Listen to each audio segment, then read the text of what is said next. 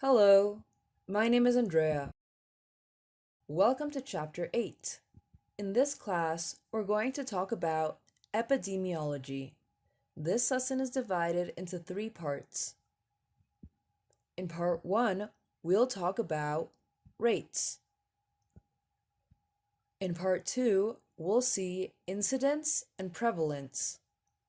Finally, in part 3, we'll talk about association and causation. Let's get started. First, we'll see part 1, rates. The study of the spread and control of diseases in the community, epidemiology, requires an analysis of frequency, the numbers of times something occurs in a particular period. We talk about frequency using word combinations with rate. Birth rate, the number of births in a population, group of people. Death, mortality rate, the number of deaths in a population. Case fatality rate, the number of patients still alive after treatment for a particular disease. Survival rate, the number of deaths from a particular disease. We can see how to use these in the following examples. The birth rate in Singapore is 10.2 per 1,000 population. The infant mortality rate in Singapore is 3.1 per 1,000 live births. Other words used to talk about frequency are: malaria is common in many developing countries. Malaria is uncommon in developed countries. Malaria is rare in developed countries. Now let's see part 2, incidence and prevalence.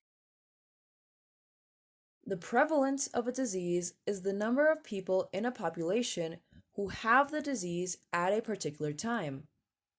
The incidence of the disease is the number of new cases of the disease during a particular time. For example, we can say that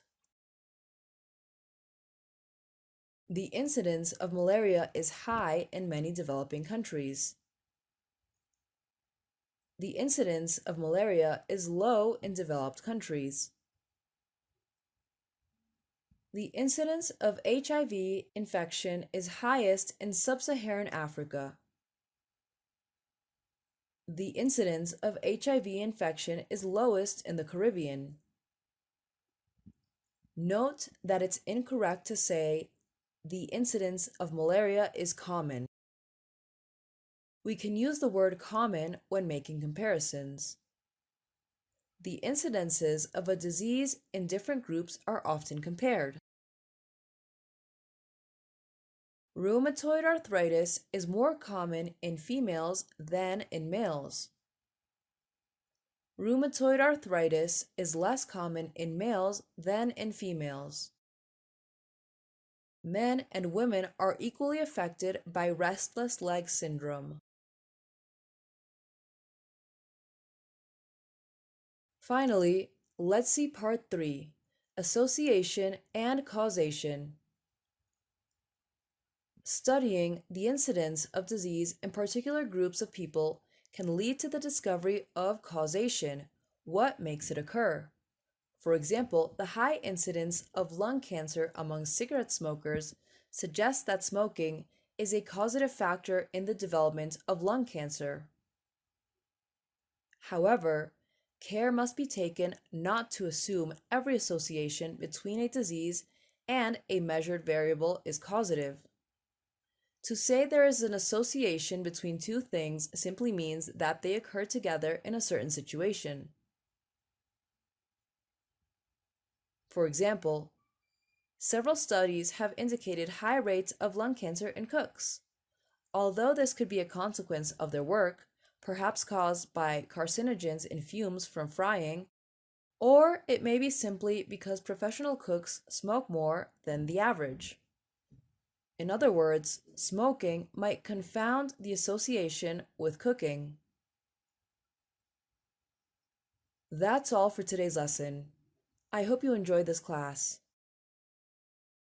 See you next class.